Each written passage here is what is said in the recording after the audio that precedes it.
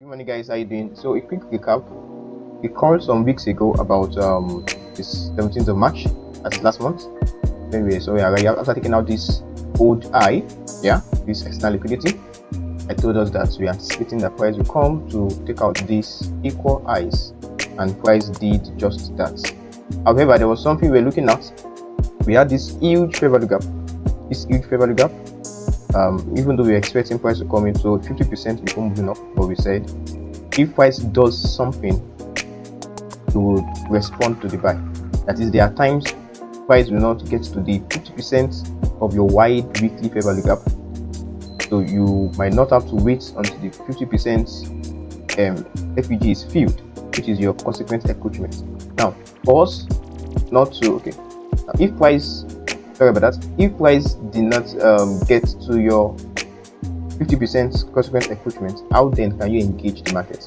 What I said is, in this zone, you can wait for a breaking structure on your 4-hour time frame. Can you see that the sign is still there? So you can wait for a clean breaking structure on your 4-hour time frame, and we see here that we had a clean breaking structure, right, on our 4-hour time frame. Can you see this? Price took out this low, went up, took out this, came back into this fair value gap. It took out this high here. This is a micro high. It is a micro structure break. At this high, came back to this other block and went up. Then ultimately took out this high here. This is a clean break market structure. So as long as we had our pattern form, liquidity taking down, liquidity taking above, then we can engage the market. So price came back to fill this fair value gap here, and to fill this other block here. This other block that's attached to this fair value gap. Can you see it? Price came to fill it up and started moving up. So that was what initiated all of this upward movement. So this week we had a very clean price action too. We can see that there's a fair value gap here to be filled on our weekly time frame. Now that's there. The fair value gap to the 50 on a weekly time frame, so I'm anticipating that price will come back to this fair value gap and move upward. Why am I anticipating a bullish move? You can see that for a while now, Eurusd is bullish. But let us see if there's a reference point. Can you see this fair value gap above this liquidity? This is a reference point. This is another block here. This is another eye here that can be taken out. So all of these places, this liquidity here, this here, it can draw price to itself. That's what we call go on liquidity. So I'm still anticipating a bullish move until otherwise. What is otherwise? If we have a clean break structure on our daily time frame.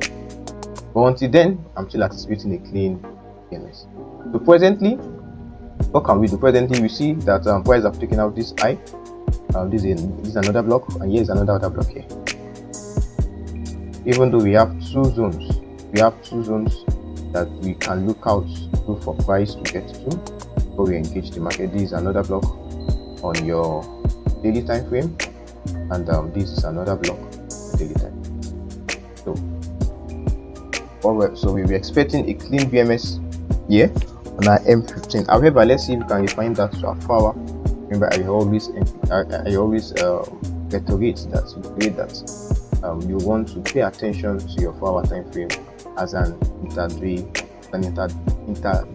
trader. Yeah, so an intraday trader, you have to pay attention to your 4-hour time frame. So you can see this other block here, that's the fair value gap. I don't like the look of this.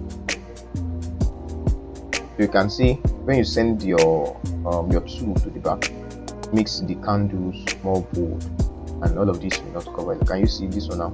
Candles here are looking faint. Can you see they are looking faint? Just click on the box. Right click your also from your central back. See that sharper like the previous time. You can take back the video. See what I just check what I just said. Can you see that now it's sharper? Candles here are clearer. So this is another block here. So I would expect price to come here later in the future, probably, and this should be a huge retracement back to this place. This is another block that we will refine from our daily time frame to our 4-hour time. I'm watching out for this. So once I see a clean BMS on my M15, I'll be taking this shot. So yeah, what did I do yesterday? This was how I engaged. How did I engage these markets here that you see here? It's just so simple. Let's take this out. So I spotted this other block here. Since I knew that price is still bullish, even though I'm expecting a little bit of retracement. However, my bias is still solid that price is still bullish. It's still very much bullish on Eurusd until otherwise, until we see something different, that is a clean bullish structure on our daily time frame. So here is another block. Actually, favorable gap. Price got into it and moved away. Then we had a good other block here that was formed on Friday. Then yesterday I was anticipating a clean BMS on my 15 minutes time frame, which I got. Can you see this? Can you see this, guys? So price took out this low, like our Asian low. Price took out this low. This blue zone is our Asian session. Price took out this low on the Asian session. It was in the structure. This eye was taken off. This eye was taken off. I love to stick to my H4 and M15 as my entry because it gives a clearer perspective of the market is. So let's spot this fair value gap and this other block, right? Again, this other block. Sometimes I just use half of the fair value gap if my stop loss is quite huge. I knew that this might be a liquidity, so I tried to be safe. I placed my stop loss below this okay, around there. This why I had 18 pips. You could say, no, that's too much. You could have just used the gold directly. Yes, I know this 15 pips, however, 18 pips don't do any harm. In the market can be funny. So this did. I was out at 1:4. I didn't wait for all of this to play out. 1:4. Yes, I was out at 1:4. That is around 8 p.m. my time. Around 8 p.m. This was how I engaged markets yesterday on Euro USD.